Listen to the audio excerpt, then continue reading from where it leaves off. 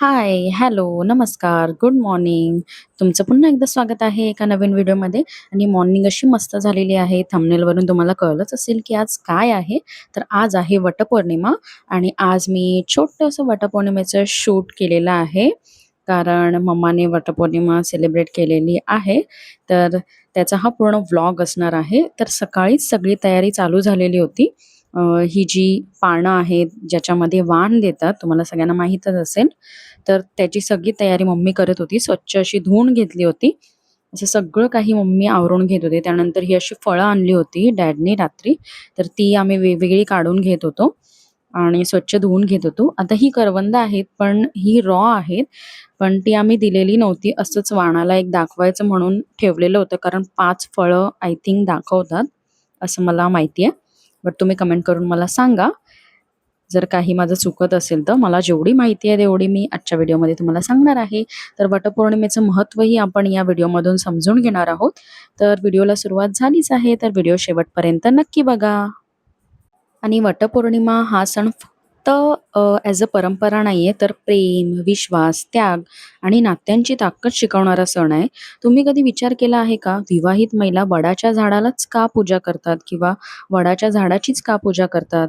वडाच्या झाडालाच दोरा का गुंडाळतात आणि या दिवसाला इतकं विशेष का मानलं जातं? चला तर मग आज आपण समजून घेऊया वटपौर्णिमेचं महत्त्व.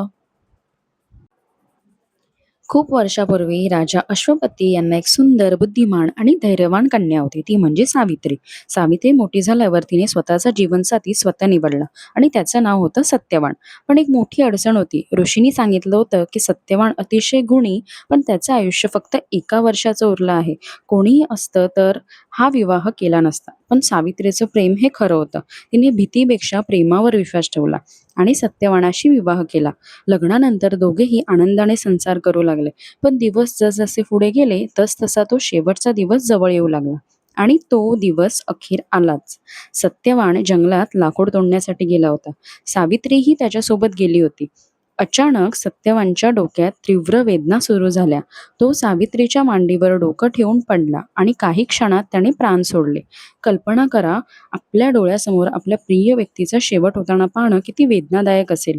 तेव्हाच मृत्यूचे देव यमराज सत्यवानाचा प्राण घेऊन निघाले. पण सावित्री थांबली नाही. ती यमराजांच्या मागे चालत राहिली. यमराजांनी तिला अनेकदा परत जाण्यास सांगितले. पण सावित्रीचं उत्तर हे एकच होतं. जिथे माझे पती, तिथेच मी. तिची निष्ठा, प्रेम, बुद्धिमत्ता आणि संयम पाहून यमराज एकदम प्रसन्न झाले आणि त्यांनी तिला वर मागायला सांगितलं. सावित्रीने स्वतःसाठी काहीच मागितलं नाही. तिने सर्वात आधी सासू-सासऱ्यांसाठी सुख मागितलं. नंतर वडिलांच्या राज्याची भरभराट मागितली आणि शेवटी म्हणाली, की मला सत्यवानापासून 100 पुत्र व्हावेत. यमराजांनी तिला आशीर्वाद दिला. पण लगेच त्यांच्या लक्षात आलं, सत्यवान जिवंत नसताना हा वर पूर्ण कसा होणार आणि तेव्हा त्यांनी सत्यवानाला पुन्हा जीवनदान दिलं. ही कथा फक्त एका स्त्रीच्या प्रेमाची नाही, तर धैर्य, बुद्धिमत्ता, संयम आणि कधीही हार न मानण्याची प्रेरणा देणारी आहे. आता प्रश्न पडतो, की वडाचं झाडच का? कारण वडाचं झाड हे शेकडो वर्ष जगतं. ते अनेकांना सावली देतं. त्याच्या फांद्या पुन्हा जमिनीत रुजतात आणि नवीन जीवन निर्माण करतात. म्हणून वडाचं झाड दीर्घायुषी, स्थिरता आणि अखंड नात्याचं द्योतक मानलं जातं. या दिवशी विवाहित महिला पहाटे लवकर उठतात, स्नान करून सुंदर साडी परिधान करतात, पूजेचं ताट सजवतात, वडाच्या झाडाची पूजा करतात, झाडाभोवती फेरा घालतात, सावित्री सत्यवानाची कथा ऐकतात आणि आपल्या पतीच्या उत्तम आरोग्यासाठी, दीर्घायुष्यासाठी आणि सुखी संसारासाठी प्रार्थना करतात. पण आजच्या काळात या सणाचा अर्थ फक्त पतीच्या दीर्घायुष्यापुरता मर्यादित नाही. आज वटपौर्णिमा आपल्याला हे शिकवते, नातं टिकवायचं असेल तर आपल्या प्रेमाबरोबर विश्वासही हवाच, एकमेकांचा आदर हवा, संकटात साथ हवी आणि मीपेक्षा आपण हे महत्त्वाचं आहे. आज अनेक जोडपी एकमेकांच्या आरोग्यासाठी आणि आनंदासाठी प्रार्थना करतात. हीच खरी आधुनिक वटपौर्णिमा आहे. आणि आणखीन एक महत्त्वाची गोष्ट अशी, आपण वडाच्या झाडाची पूजा करतो. मग त्यांचं संरक्षणही आपणच केलं पाहिजे. यावर्षी एक झाड लावण्याचा संकल्प आपण केला पाहिजे.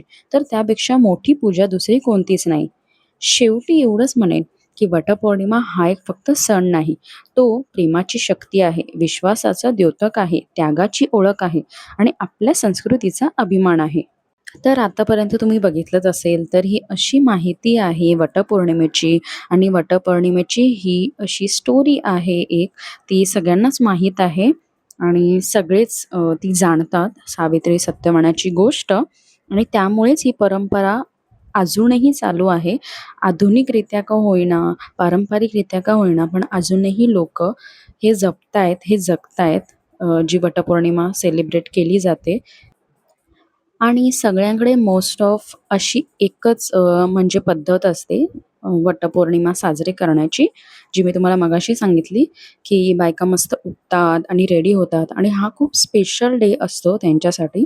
त्यामुळे सगळ्या नटून-थटून अशा मस्त तयार झालेल्या असतात.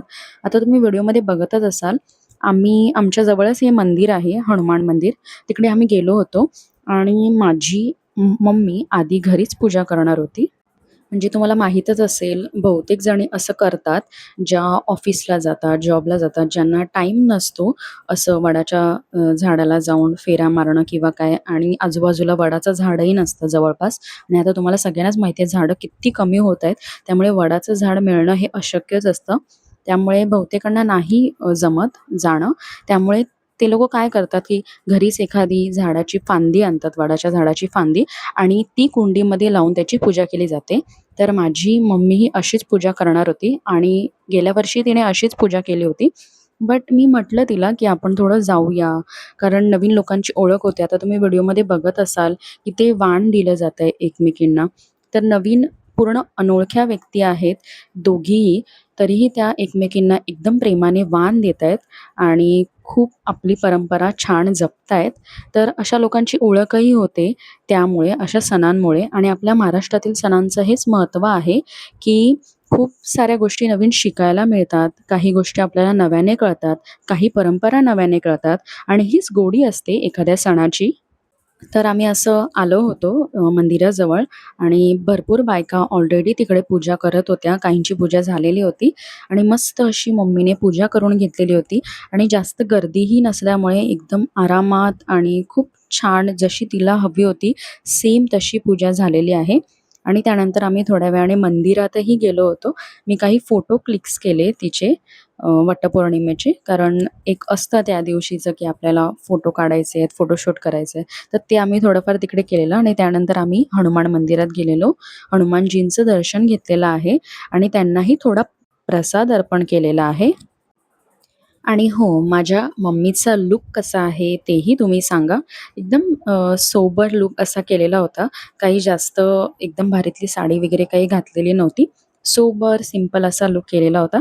तर मला कमेंट करून नक्की सांगा माझी मम्मी या व्हिडिओमध्ये कशी दिसत आहे, या लूकमध्ये कशी दिसत आहे आणि हा वटपौर्णिमेचा व्हिडिओ तुम्हाला आवडला असेल तर लाईक करा, शेअर करा आणि मला कमेंट करून नक्की सांगा तुमच्या घरी वटपौर्णिमा कशी साजरी केली जाते. पुन्हा भेटूया अशा एका नवीन, रंजक आणि माहितीपूर्ण व्हिडिओमध्ये. तोपर्यंत काळजी घ्या, आनंदी राहा. भेटूया पुढच्या व्लॉगमध्ये. Bye bye.